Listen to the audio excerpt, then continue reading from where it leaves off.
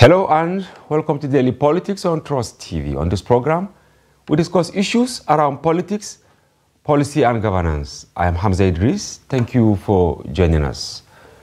The federal government under President Tinubu has rolled out some top economic reforms aimed at rejigging the country's economy to guarantee prosperity, reduce poverty, tackle corruption and create employment opportunities to the citizens.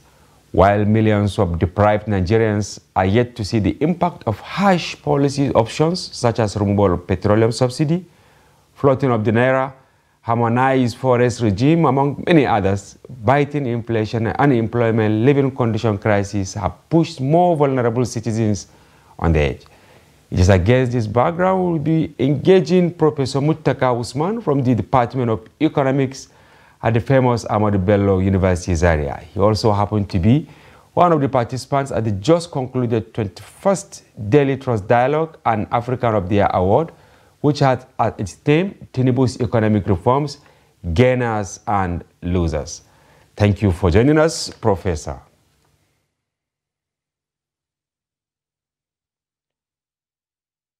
Yes, we're happy to have you on the program.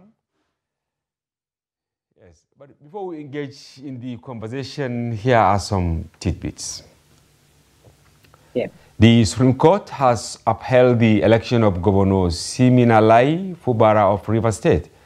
The court, in a unanimous decision by a 5-member panel led by Justice Kudirat Kekereoku, on Thursday dismissed as lacking in merit an appeal by the candidate of the APC, Tonya Cole, which upheld the election of the governor held on March 18, 2023. And on a good note, a police divisional officer has rejected 1 million naira bribe offered to him by a suspected bandit after his arrest in a hotel in Kaduna community. The arrested bandit reportedly offered the bribe out of the ransom recovered from him by the police at a hotel in Tafa community of Kaduna State. According to the police public relations officer, ASP Mansir Hassan, on Thursday, the arrest was made on the 19th of January 2024. We'll now take a short break, and when we return, our conversation with Professor Muttaka from Ahmadu Bello University commences. Yes, Professor, welcome to the program.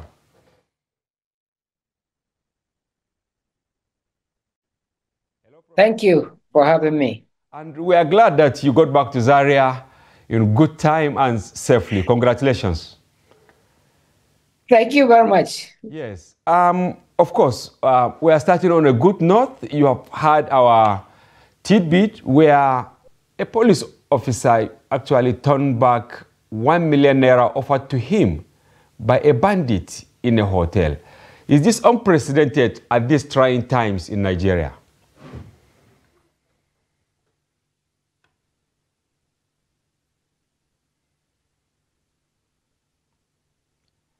Yes, hello, Professor?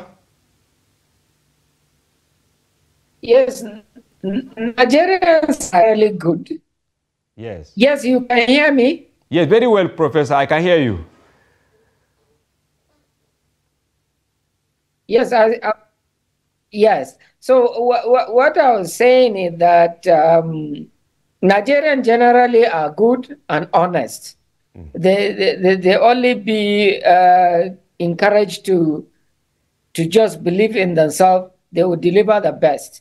And then police is not a new thing to them because they excel. So it means Nigerians are good people. It's only few of us that are making bad name for Nigeria. So it's not surprising for Nigerian police because they are of excellence and delivery of good services to the people they safeguard. All right, thank you very much. And another aspect of it is that the reward system, especially when people perform outstandingly when it comes to reward. For this officer, for instance, maybe the police will promote him, but you see some Nigerians say he's a fool.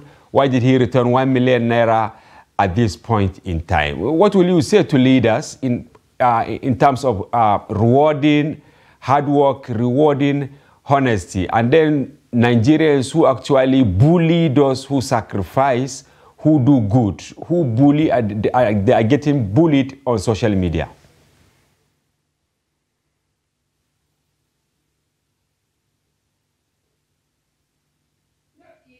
Social media for me is not a yardstick for measuring the temperament of a society. It's very few people that are in the social media, and those people, in most cases, people who devote their time in the media, social media, and one of the main principles of social media is plagiarism. So any serious person cannot involve in social media. So it's not a yardstick for measuring what Nigerians could say. But on the reward system, actually, it's not even when you perform out of ordinary, you should be rewarded. But there must be a condition of service that provide the basic need for any person that is engaged to provide a service. So if you look at the condition of service of Nigeria, you find out that it is not of that because of, I believe, his family obligations and humanity that made him to make that decision. Police is one of the poorest in Africa. Exactly. Thank you very much, Professor Muttaka, on this commendation for the police officer, and also a call to relevant authorities to reward people who make a lot of sacrifice in the course of their duty. Now, back to the Daily Trust Dialogue today. We're happy you attended the event and you made some remarkable contributions, to the discourse of the day. Tinubu's renewed hope agenda, who are the losers, who are the winners. I want to, there's a soundbite from your discussion. You said numbers are right, but in economics, when numbers don't speak to the reality, they are nonsense. Please, let's hear more from you on this issue of numbers that do not reflect the reality on ground.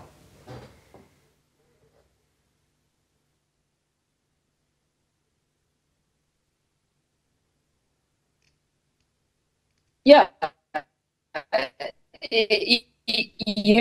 economics is a discipline of multitude discipline put together, and the essence of policy is to make people better than where they were.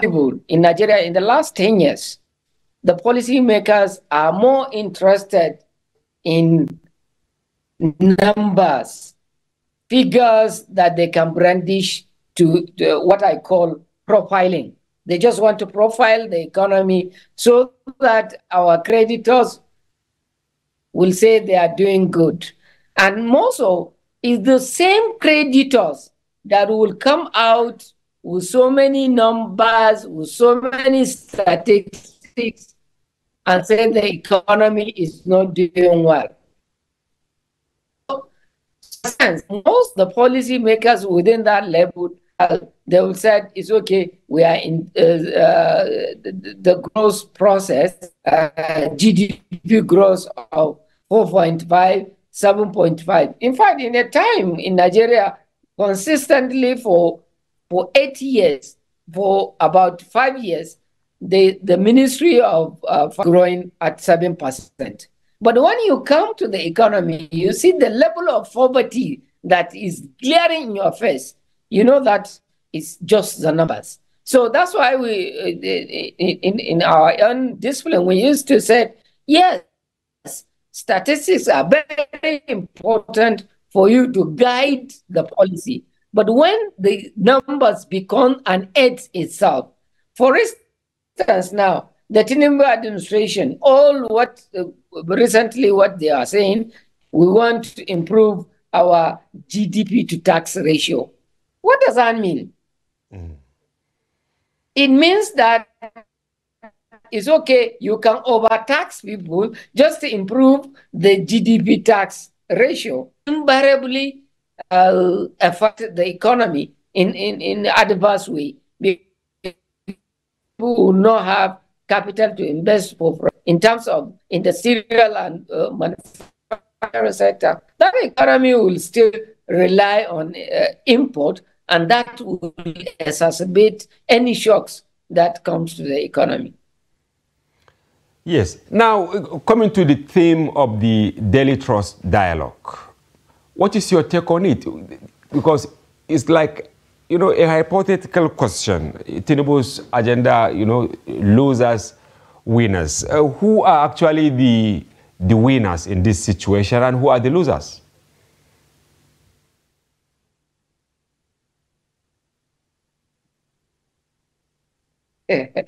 You see, when you say Tinubu, in fact, when I was invited, I was asking the editor-in-chief, are you sure these people have economic reforms policy?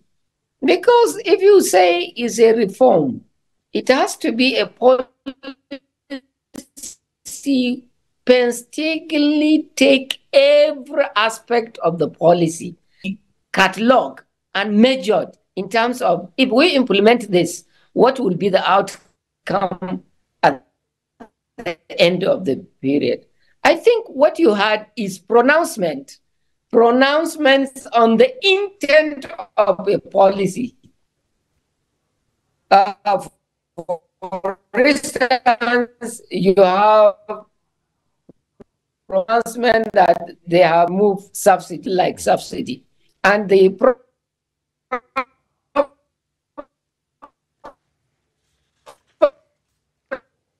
subsidy were saying that, in fact, you are part of them. You are saying that people with many cars are enjoying, the poor are not enjoying the subsidy. Now you remove the subsidy. Are you holding the same position that is only the rich is correct? What we are saying is that ab initio there was no subsidy, but there are certain institutional lapses that people capitalize on it and continue to siphon government money in the name of subsidy. Now the subsidy is removed, it affects transport, it affects almost all facets of our life. And people are getting it very difficult to sustain their life. So that's the issue we are talking about. When you take the foreign exchange, for instance. All right, yes. You have an economy. I can see we are having some challenges with the audio, especially from your end. We will take a short break, fix it, and return. Viewers, don't go away. We'll be back shortly. Welcome back. Yes, Professor, sorry for the poor quality of the audio and video earlier. Yes. There is one takeaway from what you said before we went on this short break, that there are only mere pronouncements. I mean, some of the policies of the federal government, not actually reforms. Are you referring to the declaration of removal of fuel subsidy by Bola Tinubu at the beginning of his administration? Sorry? Yes, I said before we went on break.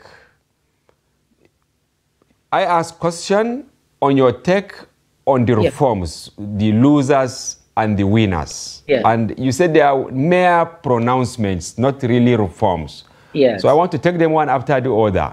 On fuel subsidy, is it that President Tinubu rushed in taking that decision at the beginning of his administration in May? No, what I'm saying is that ab initio, myself and other people within the economic discipline, we take a critical look when the issue of subsidy started, and we venture into a research and found out that there was nothing like subsidy existence. But there are certain loopholes that some agents of governments, people around governments and outside the government, they use to support money. So actually, there wasn't any subsidy, but rather inability of government to curtail certain individuals that continue to take money out from government coffers in the name of subsidy. And part of the argument, the proponent of subsidy make all the time, including you, Idris. You said that subsidy is not the poor, they are not benefiting from it. If there is that subsidy, is the elites and people who have many cars that enjoy subsidy, but not Nigerians. But we argue at that point that there is no subsidy, but corruption that is embedded in the system that we are subsidizing, not really subsidy to the people. So at that level, when Tinubu came and make a pronouncement that he removed subsidy, I thought people who are saying that there are only the elites and people who have many cars that enjoy subsidy, will they say the same thing now? That where Nigerians are really having a tough time in their life, to say that they are all. But the issue is that is malfunction of the system that bring all those issues together. One, because refineries are not working and people find ways to make those refineries not to work in order to continue the fluctuations of what they are doing in terms of taking money out of the country. The second issue in the foreign exchange matters.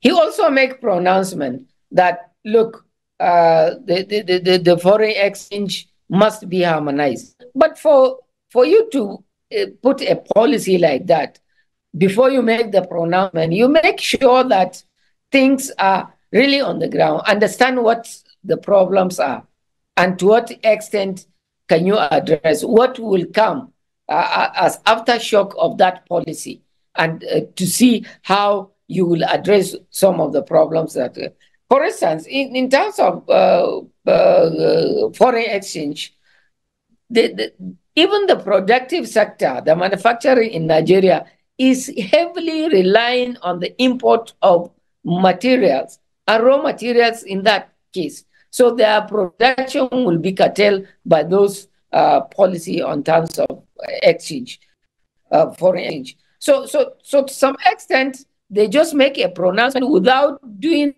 nitty-gritty of what will come and how we will address those problems. That's why we just run into this crisis whereby exacerbating the living cost of living for Nigerians.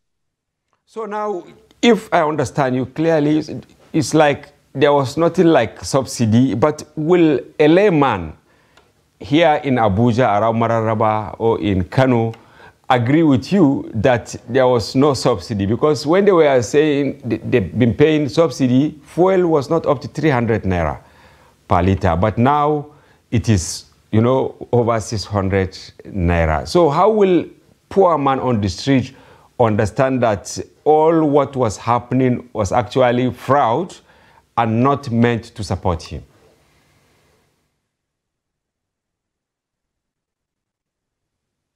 What should understand, that is what we call price modulation. Okay. Since Nigerian creditors impose price modulation on petroleum products, that's why you see the price is going haywire, because there is a difference between, because if you now take any such machine and it's globally open market, once you Google how much does it cost to extract 1 barrel of crude oil, it gave you the numbers. And those numbers, when you said how much does it cost to refine 1 barrel of crude oil, and how many products are there in 1 barrel, It will give you, go to some Aramco's website, is there. So by the time you do all those calculations, you will find out the price of PMS should not pass certain benchmark, which is far less what we are taking it now. So it is the price modulations that they introduce into the system, whereby that I'm not refining product, so therefore I have to import it. So you export crude, which you don't know how much you export, because it's the person that export the crude that will tell you this how much I lift, because in your own way you don't have any measure to measure how many barrels of crude oil you have taken today. So it is then when he wants there and refine and bring it back, then your ports are so choked up, a large vessel cannot dock, so they will dock at high sea and also hire smaller vessels. So that hiring of vessels, the lightening, and all other costs will be added to this, the products that will come to the market. So it is, in fact, a large cartel, which is largely local and international collaborators that make the situation to come. But basically, it can be addressed because other countries have done it, and it is doable. So it is only the determinations of Nigerians and said, look, we're enough of this thing. So are you saying now, maybe with the coming of the Dangote refinery, most likely Port Harcourt refinery in the coming days, that the price of petrol will come down? I'm not too sure. I don't know what they are doing. Nobody, like the Port Harcourt refinery, there was a documentary. There wasn't concrete feedback that these people will start working. If they start, there are certain costs that will be do away with. In fact, because if Port Harcourt refinery, which is owned by the government and partially privatized on behalf, so they can now take crude at the market rate and also refine and bring back. So you are not using dollar or foreign exchange to import the petroleum. So the price must come down. All right. In market terms. Okay. Now we'll quickly talk on another issue which you raise, which is on junketing by government officials to look for foreign direct investment. I want to quote you. You say it is not by people from outside, it is the people from inside that chart a way for the economy to develop. Are you now saying that all the traveling, by governors, by ministers to seek for foreign direct investment will not yield any result until they think outside the box within Nigeria?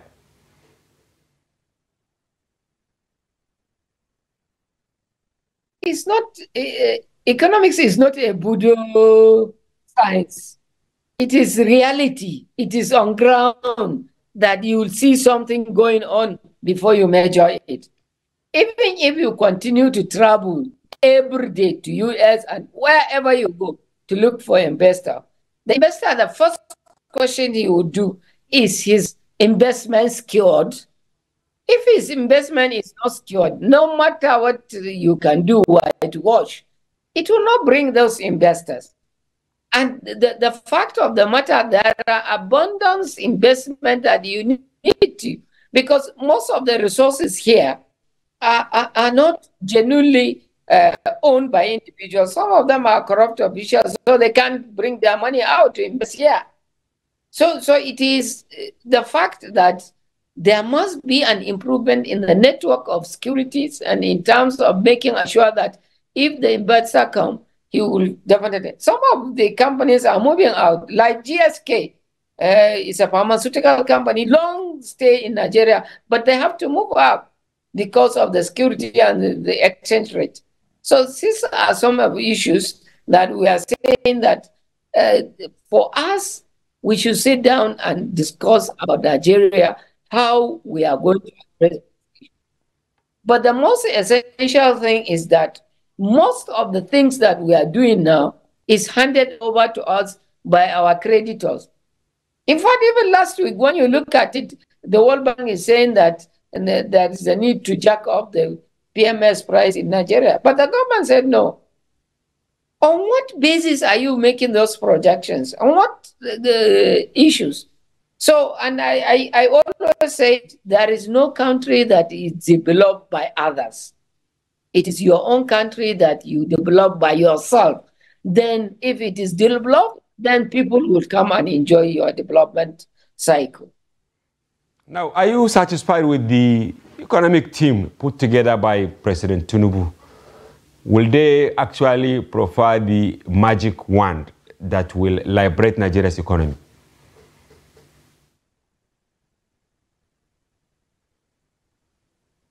I didn't hear what you said. Yes, I said, are you satisfied? You know, the president announced some names as members of his economic team. Do you think they have the magic wand to actually take us out of the woods? Whether economic team or coordinating or whatever it is, what Nigerians need to see improvement in the economy. And he has in Nigeria, there are serious people who knows this thing, who can do it. So if whatever team it is, even if those teams are competent enough, they can do the best they can. But what we are saying is that it's not the team that matters, is how do we do this job? How do we improve the economy of Nigeria? And people have better living standard than where we are now. All right, I'm now taking you on what the NLC chairman, Joseph Ajero, said that Nigeria is actually implementing, prodigal economy, and IMF and World Bank, prescriptions are not really working for the country. Are you in tune with what he said? Because he came hard on the federal government.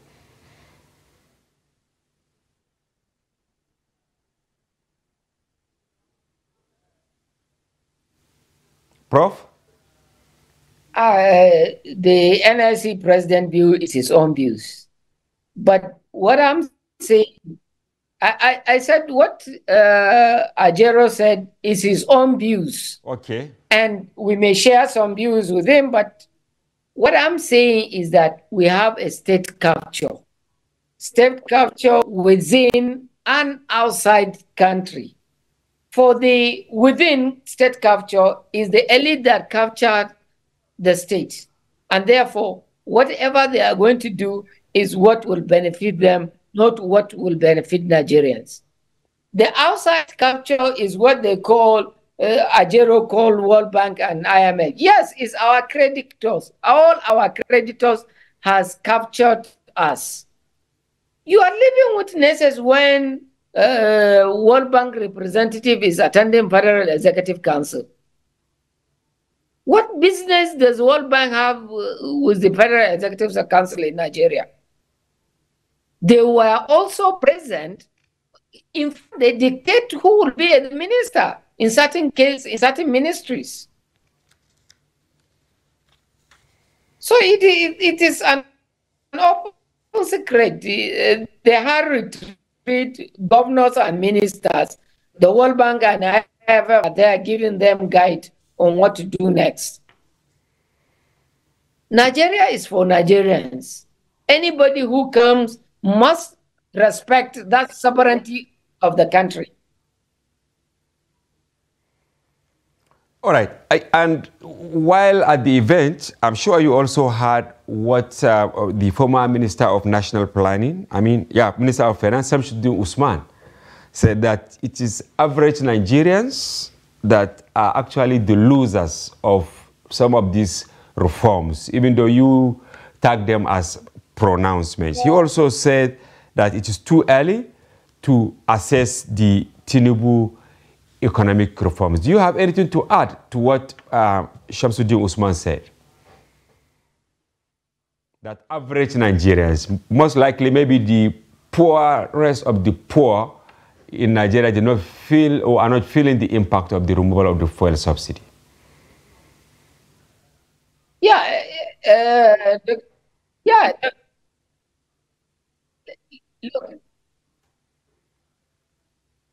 Look, I think what he said is a fact, and even the apostles of the reform, the World Bank and IMF, last month brought out a report. 2018 to 2023, there is an increase into a poverty basket from 89 million people to 113 million people are living in abject poverty. And the multidimensional report by the federal government itself, the last government, said 134 million are multidimensionally poor. So what else do you want? The lower the strata are really suffering, are really bearing, because this subsidy you remove, it touched to the transport. And the transport is used for transportation, goods and services, and people. And therefore, that pushed the prices of full stop. That's why you see the food inflation has reached 30%. And that's because the methodology used by the NBS will show more than 30%. All right. So it is the many of the discussants there actually really suffer on it. Hit hard on the Tinubu administration. But the chairman of Media Trust Group, Malam Kabiru Yusuf, is like he kind of give a reminder that the Buhari's team left Nigeria's economy worse. Maybe to remind us of the fact that it is not everything about Tinubu. Were you satisfied with the way the President Buhari administration handled Nigeria's economy? And where did they get it right? Where did they get it wrong?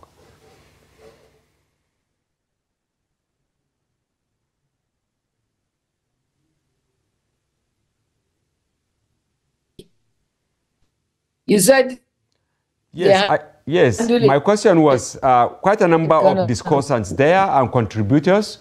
They actually hammer on some of the policies of incumbent administration. But the chairman of our company, Media Trust Group, Malam Kabiru Yusuf, said the Buhari administration actually left Nigeria worse than he met it. Do you agree with that?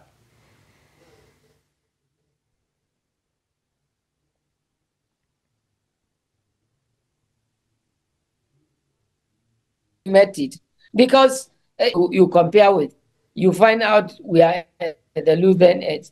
If you check economy, if you check education, if you check health, if you check social services, we are all at the receiving end. Even the corruption he intended to fight, it become worse in his period than what he meant. And now, where does the North stand in the whole of this problem? You know, where does the North stand?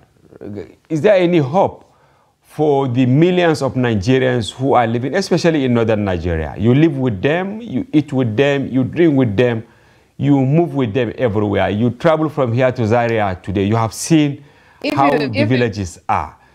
Any hope for the North?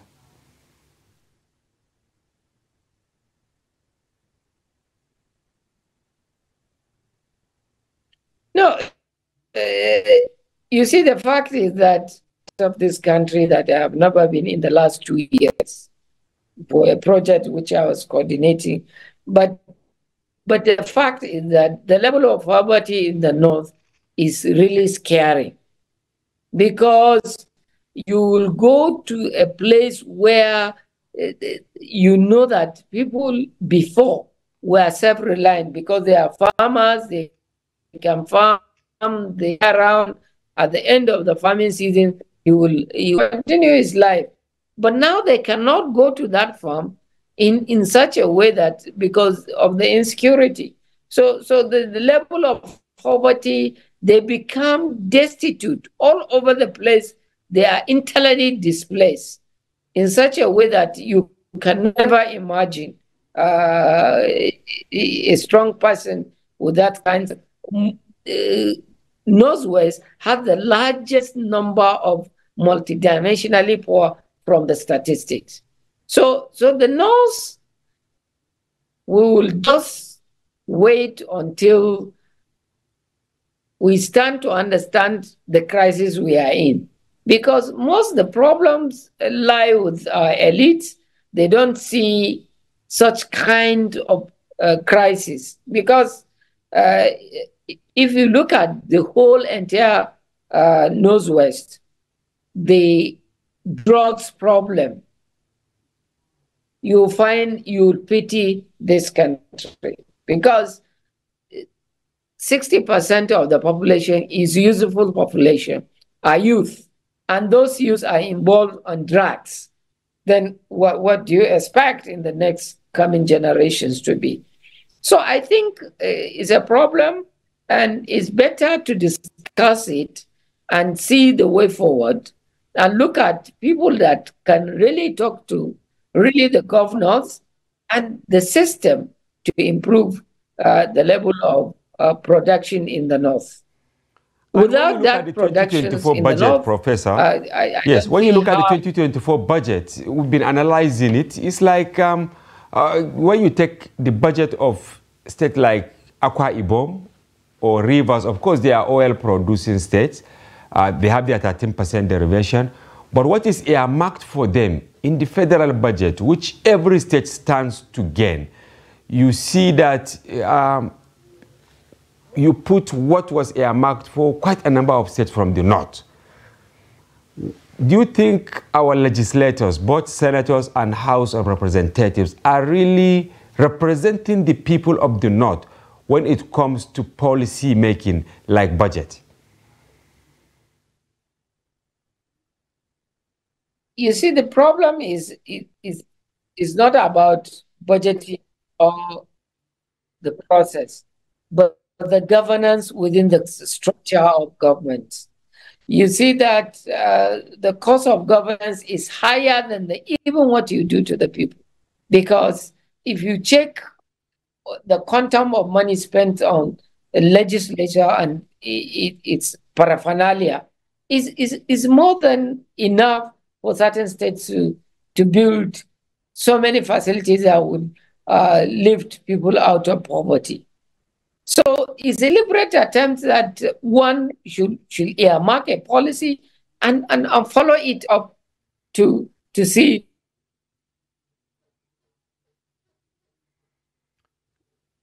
Yes. Are we together, Prof? Hello? Hello?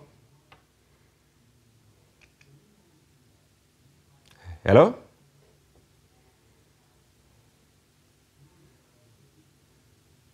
Yes. Yes, we'll take a short break, and when we reconnect with the Prof, we'll be back. Don't go away.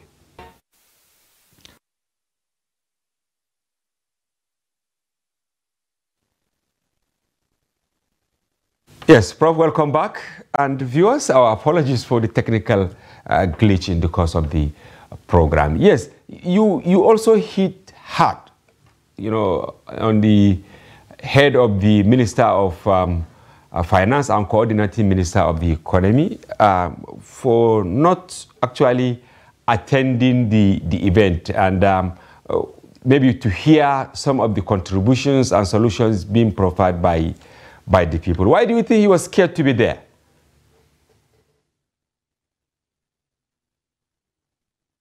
No, it's not a matter of scare.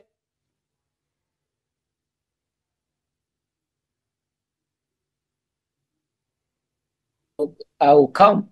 If by any reason I cannot make it, I will let you know that I will not be able to make it.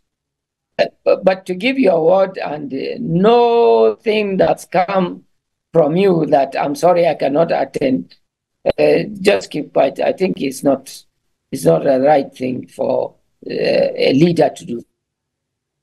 And don't you think maybe he was scared of what some of you people will say? And you have said some of these things, you know, knocking the government left, right, and center.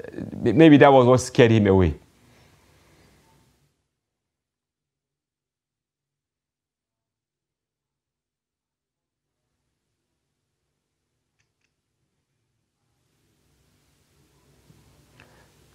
Yes, hello?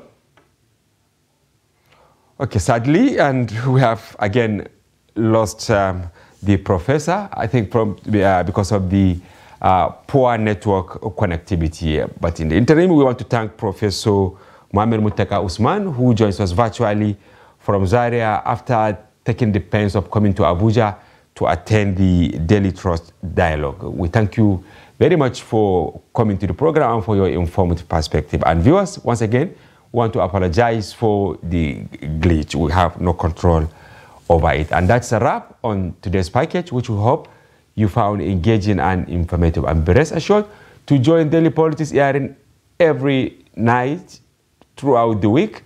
And join us on Friday for a special edition during which we open our telephone line for you to comment on national issues. Bye-bye for now. I'm Hamza Idris.